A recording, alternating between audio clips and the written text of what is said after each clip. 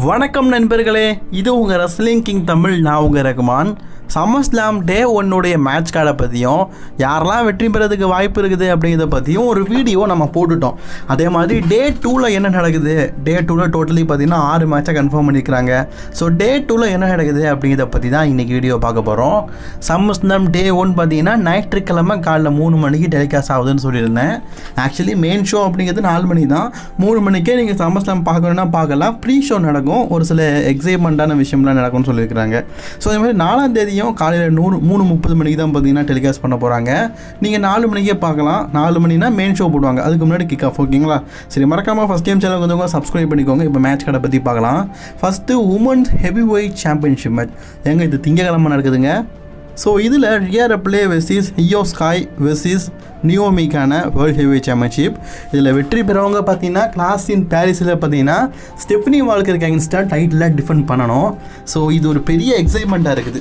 இப்போ உள்ள சாம்பியனில் யார் சேலஞ்சர் கூட மோத போகிறா அப்படின்னு. என்னை பொறுத்த வரைக்கும் இந்த 3 பேருமே நல்ல டேலண்டான ரெஸ்லர் அண்ட் ஸ்டோரி பேஸ் படி இது ரொம்பவே நல்லா இருக்குது. இப்போது இயோ ஸ்கை இப்போ சமீபத்தில் தான் சாம்பியன் ஆனாங்க. இப்போ அவங்களுக்கு ஒரு நல்ல ஃபேன்ஸ் மத்தியில் நல்ல வரவேற்பு இருக்குது. பட் இருந்தாலும் மீண்டும் அவங்கக்கிட்ட இப்போ சாம்பியன்ஷிப் கொடுக்க மாட்டாங்க அப்படின்னு நினைக்கிறேன்.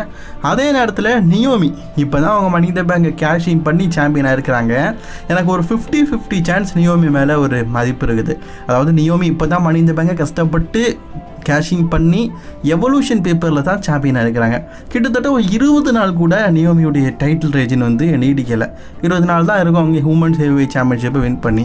அதுக்குள்ளே சம்மர்ஸ்லாமில் தோப்பாங்களா அப்படிங்கிறது எனக்கு டவுட்டாக இருக்குது. அதே மாதிரி ரியா ரிப்ளே மேலேயும் எனக்கு ஒரு நம்பிக்கை இருக்குது. ரியா ரிப்ளே வின் பண்ணாங்கன்னா ட்ரீம் மேட்சான ரியா ரிப்ளே வெர்சஸ் ஸ்டெஃபனி வால்கருக்கான மேட்ச் நடத்தலாம். பட் இருந்தாலும் என்னுடைய கெஸ் படி இதில் நியோமி வெற்றி பெறதுக்கு சான்ஸ் ரொம்ப அதிகமாக இருக்குது. அடுத்த மேட்ச்சு ஒரு தரமான சம்பவம். கிட்டத்தட்ட ஒரு 6 டாக் டீம் டிவிஷன். ஸோ ஸ்மாக் டவுனில் இருக்கிற 6 tag team division WWE tag team சாம்பியன்ஷிப்பாக மோதுறாங்க. 2020 பார்த்தீங்கன்னா டாக் டீம் சாம்பியன்ஷிப் ஒரு லேடர் மேட்சாக நடந்திருக்கும். ஸோ அதுக்கப்புறமா பார்த்தீங்கன்னா ஒரு டிஎல்சி மேட்ச்சில் இப்போ மீண்டும் நடக்குது. ஆக்சுவலி டிஎல்சி அப்படிங்கிறது முந்தி ரெசல்மனியா சம்மர்ஸ்லாம்லாம் நடக்கும். அதில் டிஎல்சி பேப்பரி வந்ததுக்கப்புறமா டிஎல்சி பேப்பரில் தான் இந்த மேட்ச்லாம் நடத்திட்டு இருந்தாங்க. ஸோ அதில் ரொம்பவே நல்லா இருக்கும். டேபிள், லேடர், சேர்ஸ்லாம் வச்சு பறந்து அடிக்கிறது. ஸோ அந்த பேப்பரி ட்ரிபிள் ஹெச் வந்ததுக்கப்புறமா மறைச்சிட்டாரு. ஆக்சுவலி இந்த லேடர் மேட்ச்சு, டேபிள் மேட்ச் இதெல்லாம் டாக் டீம் டிவிஷனுக்காகவே கொண்டு வரப்பட்டது. ஹார்டி பாய்ஸு, டட்லி பாய்ஸு இவங்கெல்லாம் தான் இதெல்லாம் ஃபேமஸ் பண்ணாங்க. இப்போ மீண்டும் கொண்டு வந்துருக்குறாங்க. கண்டிப்பாக சொல்கிறேன், ஒரு நல்ல மேட்சை நம்ம டே 2 பார்க்க போகிறோம். டே 2 பொறுத்த வரைக்கும் நிறைய மேட்ச் ஸ்டிபுலேஷன் மேட்ச்சு. இதுவும் ஒரு ஸ்டிபுலேஷன் மேட்ச்சு.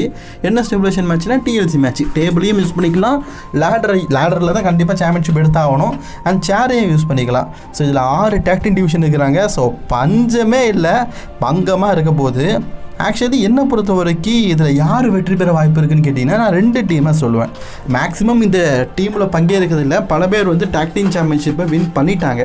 டிஐஒய் டீமாக இருக்கட்டும், மோட்டார் சிட்டி மிஷின் கன்னாக இருக்கட்டும், அதே மாதிரி இப்போ சமீபத்தில் ஸ்ட்ரீட் ப்ராஃபிஸ். வின் பண்ணாத ஒருத்தருன்னு கேட்டிங்கன்னா எனக்கு தெரிஞ்சு அது Rey Fenix and Andrade. Rey Fenix ஆண்ட்ராய்டேவை WWE பார்த்தீங்கன்னா ஒரு நல்ல ஒரு டீமாக காட்டுறாங்க. அண்ட் ஃபேன்ஸ் மத்தியிலையும் ரே ஃபீனிக்ஸ் அண்ட் ஆண்ட்ராய்டே ரொம்பவே பிடிச்சிருக்குது. அந்த டீமுக்கு ஒரு வாய்ப்பு கொடுக்கும் விதமாக இவங்கள டாக் டீம் சாம்பியன் ஆகிறதுக்கு வாய்ப்புகள் இருக்குது. இது ஒரு லேடர் மேட்ச் அப்படிங்கிறதுனால சர்ப்ரைஸ் அப்படிங்கிறத கொடுக்கலாம். ஸோ சர்ப்ரைஸாக பார்த்தீங்கன்னா ஒரு டீம் டாக் டீம் சாம்பியன் ஆக்கி ஃபேன்ஸ் மத்தியில் ஒரு என்டர்டெய்னர் பண்ணலாம். ரெசல்மனியாவில் பார்த்தது இப்போ மீண்டும் பார்த்தீங்கன்னா இப்படி ஒரு மேட்ச் நடக்க போகுது. ஆக்சுவலி ஸ்மாக் டவுன்லேயே நடந்தது இந்த வருஷம், அது அந்தளவுக்கு நல்லா இருந்தது. ஸோ அதே மாதிரி இதுவும் நல்லா இருக்கும் அப்படின்னு எதிர்பார்க்கலாம். அண்ட் ரே ஃபீனிக்ஸ் ஆண்ட்ராய்டே ஒரு டாக் டீம் டிவிஷன் நல்லா இருக்குது. ரே ஃபீனிக்ஸுக்கும் ஆண்ட்ராய்டுக்கும் இதில் ஒரு வாய்ப்பு கொடுத்த மாதிரி இருக்கலாம். ரெண்டாவது நான் யாரை சொல்கிறேன்னா ஒயிட் சிக்ஸ் தான் சொல்கிறேன். அதுக்கான காரணம் என்னென்னா ஒயிட் சிக்ஸ் சமீபத்தில் தான் டாக் டீம் சாம்பியன்ஷிப்பை வின் பண்ணாங்க. பட் ஆனால் அந்த டீமுக்கு டாக் டீம் சாம்பியன்ஷிப்பே தேவையில்லை, அவங்க கிமிக்கே போதும். பட் இருந்தாலும் இப்போ தான் வின் பண்ணியிருக்கிறாங்க. மேபி பார்த்தீங்கன்னா லேடர் மேலே ஏறி இந்த டீம் ரீட்டைன் பண்ணவும் வாய்ப்பு இருக்குது. ஏன்னா அங்கிள் ஹவுடி மற்றும் ஏரிக் ரோவன் இப்படி 2 பெரிய சப்போர்ட்டிங் பார்த்தீங்கன்னா அங்கிள் ஹவுடி டீமுக்கு இருக்குது. ஸோ அதனாலேயே பார்த்தீங்கன்னா அவங்க ரீட்டைன் பண்ணதுக்கான சான்ஸும் வாய்ப்புகளும் ரொம்பவே அதிகமாக இருக்குது.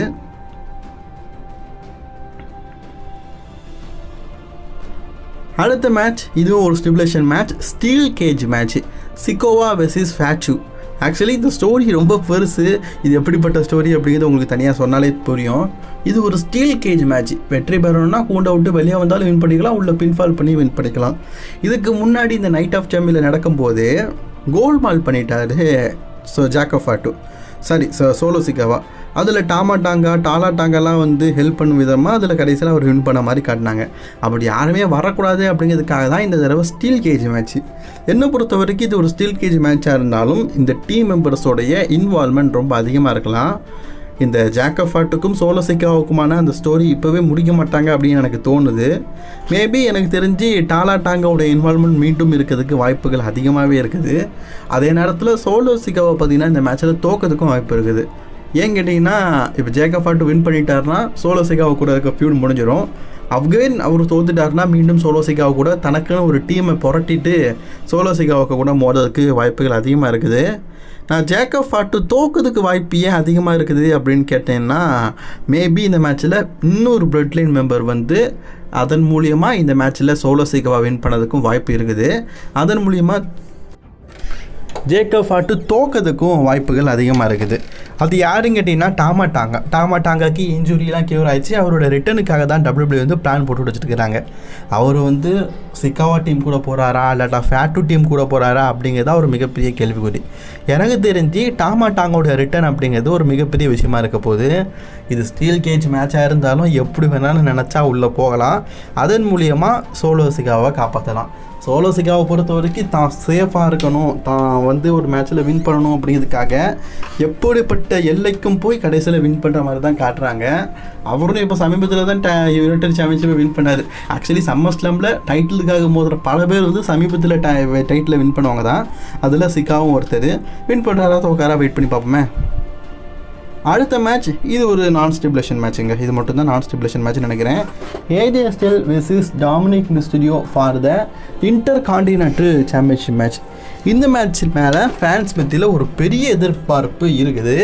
அதுக்கு காரணம் டாமினிக் ஏஜேயோடைய ஸ்டோரி ரொம்பவே நல்லா கொண்டு போனாங்க. போர் அடிக்கும் விதமாக கொண்டே போகல. அதனாலேயே இந்த மேட்ச் மேலே ரசிகர்கள் மத்தியில் ஒரு பெரிய எதிர்பார்ப்பு இருக்குது. என்னை பொறுத்த வரைக்கும் இதில் ஏஜே ஸ்டைல் வந்து நியூ இன்டர் கான்டினென்டல் சாம்பியன் ஆகிறதுக்கு வாய்ப்புகள் ரொம்பவே அதிகமாக இருக்குது. ஏன்னா அந்த ஆள் பார்த்திங்கன்னா இன்னும் ஒரு வருஷத்தில் ரிட்டையர்மெண்ட் ஆகிடுவார். இது ஒரு ரிட்டையர்மெண்ட்டு வருஷம் மாதிரி தான். ஸோ அதனால் கண்டிப்பாக ஏஜே ஸ்டைலில் ஃபைனலி ஒரு டைட்டில் கொடுக்குற மாதிரி இன்டர் கான்டினென்டல் சாம்பியன்ஷிப்பை கொடுத்து ரெஸ்பரைஸ் பண்ணலாம். அவருக்கான இன்டர் கான்டினென்டல் சாம்பியன்ஷிப்பை வின் பண்ணிட்டாருன்னா அடுத்த ஸ்டோர்லாம் பலமாக இருக்குது. ஏன் டாமினிக் வின் பண்ணலாம் தோக்கலாம் அப்படின்னு கேட்டிங்கன்னா, டாமினிக் தோக்கிறதுக்கு அவருடைய ஃபின் பேலர் வந்து மேபி அதாவது டாமினிக்கை வின் பண்ண வைக்கணும் அப்படின்னு சொல்லிட்டு வரும்போது அது டிஸ்ட்ராக்ஷன் ஆகி ஏஜே ஸ்டைல் வின் பண்ணதுக்கு வாய்ப்பு இருக்குது. டாமினிக் தோக்கிறதுக்கு வாய்ப்பு இருக்குது. இதன் மூலிமா டாமினிக் மிஸ்டீரியோக்கும் ஃபின் பேலருக்குமான அந்த ஸ்டோரியை கூட கொஞ்சம் டெவலப் பண்ணதுக்கும் வாய்ப்பு இருக்குது. இப்போதைக்கு டாமினிக் மிஸ்டீரியோ கிட்ட இன்டர் கான்டினென்டல் சாம்பியன்ஷிப் போதும். ஏன்னா அவர் 100 நாள் கிட்ட இன்டர் கான்டினென்டல் சாம்பியன்ஷிப்பை வச்சுக்கிட்டாரு. 100 நாள் அப்படிங்கிறது ஒரு நல்ல விஷயந்தான். ஸோ இன்னும் ஒரு சாம்பியனாக இருக்கணும் அப்படிங்கிறது அவசியம் இல்லை. ஸோ அதனால் இப்போ அவர் தோக்க வேண்டியது கரெக்டான சுச்சுவேஷன் தான். அண்ட் ஃபின் பேலர் கூட இதுக்கப்புறம் ஒரு ஃபியூட் போகலாம். ஸோ அந்த வகையில் சொல்கிறேன். ஸோ உங்களுக்கு என்ன தோணுது அப்படிங்கிறத மறக்காமல் கான்பாஸாக காணுமே. இவர் வந்து டைட்டில் தோக்கிறதுக்கு ஒரு மெயினான காரணமாக எனக்கு தெரிஞ்சு ஃபின் பேலர் இருக்கலாம், இல்லாமையும் போகலாம். வெயிட் பண்ணி பார்ப்போம். ஆனால் என்ன பொறுத்த வரைக்கும் இதில் ஏஜே தான் நியூ இன்டர் கான்டினென்டல் சாம்பியன் ஆவார்னு நினைக்கிறேன். செகண்ட் டைமாக இன்டர் கான்டினென்டல் சாம்பியன் ஆவார்னு நினைக்கிறேன். அடுத்த மேட்ச் இது ஒரு stipulation match. Peggy lynch versus லைரா வெல்கேரியா. No count ஒன்று, அதே மாதிரி நோ டிஸ்குவாலிஃபிகேஷன். கடைசியாக இதில் ஒருவேளை லைரா வெல்கேரியா வந்து பெக்கி லிஞ்ச் கிட்ட தோற்றுக்கிட்டாங்கன்னா அகெயின் வந்து இந்த இன்டர் கான்டினென்டல் சாம்பியன்ஷிப்பாக மோத மாட்டாங்க. அதுதான் ஒரு ஸ்டிபுலேஷன். ஆல்ரெடி உங்களுக்குள்ளே 2 தடவை மேட்ச் பார்த்துருக்கோம். மணி இந்த பேங்க்லையும் பார்த்தாச்சு, பேக்லாஷ்லையும் பார்த்தாச்சு, எவல்யூஷன்லையும் பார்த்தாச்சு. ஸோ அதில் பெக்கி லிஞ்ச் 2 தடவை வின் பண்ணிட்டாங்க. இப்போ இந்த மேட்சை பொறுத்த வரைக்கும் யார் வின் பண்ணுவா அப்படிங்கிறது ஒரு மிகப்பெரிய டவுட்டாக இருக்குதுல்ல. என்னை பொறுத்த வரைக்கும் இதில் ஒரு முக்கியமான ரோல் பார்த்தீங்கன்னா பெய்லி பண்ணுவாங்க அப்படின்னு நினைக்கிறேன். ஏன்னா பெய்லிக்கு வந்து இப்போ வந்து அவங்களுக்கு ஒரு தாழ்வு மனப்பான்மை வந்துருச்சு. ஸோ தன்னை விட எல்லாருமே பெருசாகிட்டாங்க. பெய்லிக்கிட்ட இந்த வாரம் வந்து ரால பேசும்போது கூட அவங்க வந்து ஒரு ஹீல் கேரக்டரை வெளிப்படுத்த மாதிரி தான் காட்டினாங்க. மேபி எனக்கு தெரிஞ்சு பெய்லியோடைய ஹீல்டன் தனம் இந்த வருடம் சம்மர் ஸ்லாமில் இருக்கலாம். அதன் பயன்படுத்தி பெக்கி லிஞ்ச் அவங்களோட இன்டர்கான்டினென்டல் சாம்பியன்ஷிப்பை அகைன் ரீட்டைன் பண்ணதுக்கும் வாய்ப்பு இருக்குது. ஸோ நான் சொன்னேன் சமீபத்தில் தான் பல பேர் புது சாம்பியன் ஆனாங்கன்னு, அதில் பெக்கி லிஞ்சும் ஒருத்தவங்க. பெக்கி லிஞ்ச் எனக்கு தெரிஞ்சு இன்டர்கான்டினென்டல் சாம்பியன்ஷிப்பை வின் பண்ணி ஒரு 40 நாள் தான் ஆச்சு. தோப்பாங்களான்னு தெரில, வெயிட் பண்ணி பார்ப்போம். 40 நாடுங்கிறது 1 மந்த்துக்கு மேலே தான். பட் இருந்தாலும் மீண்டும் நைரா வெல்கேரியா கிட்ட சாம்பியன்ஷிப் கொடுப்பாங்களா அப்படின்னு தெரில. உங்களுக்கு என்ன தோணுது அப்படிங்கிறத மறக்காமல் கமெண்ட் பாக்ஸ் கமெண்ட் பண்ணிக்கோங்க. பெக்கி லிஞ்ச் வின் பண்ணதுக்கு ஒரு பெரிய ஹெல்ப்ஃபுல்லாக எனக்கு தெரிஞ்சு மேபி பெய்லி இருக்கலாம். ஸோ அடுத்த match main event of the SummerSlam Cena versus Rhodes. இந்த மேட்ச்சில் எக்கச்சக்க ரூம் இருக்குது. ஸோ ஃபஸ்ட்டு ரூம் நான் சொல்லட்டா, கோடி ரோட்ஸ் வந்து இதில் ராக் இருப்பாரா இல்லையா அப்படின்னு தெரில. பட் ஆனால் ராக்கோடைய காப்பிரைட் நிறுவனத்துடைய சாம்பியனாக இவர் மாறதுக்கு வாய்ப்பு இருக்குது. ஃபர்ஸ்ட் ஆஃப் ஆல் பார்த்தீங்கன்னா ஜான்சனாக ரசல்மேனியாவில் கோடி ரோட்ஸ் கிட்டேருந்து சாம்பியன்ஷிப்பை பிடுங்கினார். இப்போ ஒரு கிங்கா மாதிரி ஜான்சனா கிட்டேருந்து டைட்டில் பிடுங்குவேன் அப்படின்னு சொல்லிட்டு வந்து நிற்காரு. ராக்கு வருவாரா இல்லையா அப்படிங்கிறதெல்லாம் ஒரு பெரிய குழப்பம்தான். பட் இருந்தாலும் இதில் ஒரு பெரிய twist and turning Cody Rhodes பண்ணலாம். கோடி ரோட்ஸ் வந்து ஒரு வில்லன் கேரக்டர் பண்ணலாம். இதுக்கு முன்னாடி ராக் சோலரில் சோலோ ஏன்ட்ட தானே அதே மாதிரி சோலை கொடுத்து ஒரு ஹீல் கேரக்டர் பண்ணலாம். அதுக்கு ராக் வரணுங்கிறதுல வராமையே இருக்கலாம். ஸோ வராமல் கூட ஒரு ராக் இல்லாமல் கூட கோடி ரோட்ஸ் வந்து ஒரு ஹீல் கேரக்டர் பண்ணலாம். அதன் மூலியமாக கோடி ரோட்ஸ் வந்து ஜான்சனாவை வீழ்த்தி new WWE undisputed universal champion ஆகலாம். ரெண்டாவது விஷயம் என்ன தெரியுமா, கோடி ரோட்ஸ் ஹீல் கேரக்டர் பண்ணாமையே ஃபேஸ் தானா இருந்து அவருடைய அண்டர்ஸ்பூட்டட் யூனிவர்சல் சாம்பியன்ஷிப்பை வின் பண்ணலாம். ஏன்னாப்பா எப்படினாலும் கோடி ரோட்ஸ் சாம்பியன் ஆகுது உறுதியான்னு கேட்டிங்கன்னா என்னை பொறுத்த வரைக்கும் சம்மர்ஸ்லாமில் கோடி ரோட்ஸ் ஜான்சனா கிட்டேருந்து டைட்டில் மீண்டும் பிடுங்கிறது உறுதி. ஜான்சனாவுடைய டைட்டில் ரேஜின் இன்னும் ஒரு 5 நாளோ 6 நாளோ தான் இருக்க போகுது. மூணாவது விஷயம் செத் ரோலன்ஸு.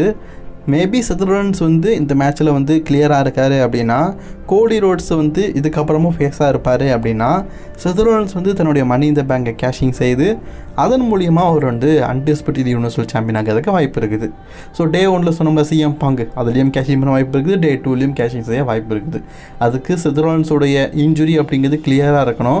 கிளியராக இருந்தால் மேபி இந்த மேட்ச்சில் அவர் வந்து மணி இந்த பேங்கை கேஷிங் பண்ணி சாம்பியன் ஆக வாய்ப்பு இருக்குது. ஸோ இதுதான் என்னுடைய சம்மர்ஸ்லாம் செலிப்ரேஷன். மேக்ஸிமம் இந்த மேட்ச்சில் கோடி ரோட்ஸ் வந்து சாம்பியன் ஆக தான் வாய்ப்பு இருக்குது. செத் ரோலன்ஸ் இல்லாட்டா செத் ரோலன்ஸ் வந்து ஏதாவது மாற்றம் ஏற்படலாம். ஓகே, சம்மர்ஸ்லாமுக்கான மேட்ச் கார்டு மற்றும் ரிவ்யூ சொல்லிட்டேன். பிடிச்சிருந்தாலும் லைக் ஷேர் பண்ணிக்கோங்க. தொடர்ந்து வீடியோ பார்க்கறதுக்கு சேனலை சப்ஸ்கிரைப் பண்ணிக்கோங்க.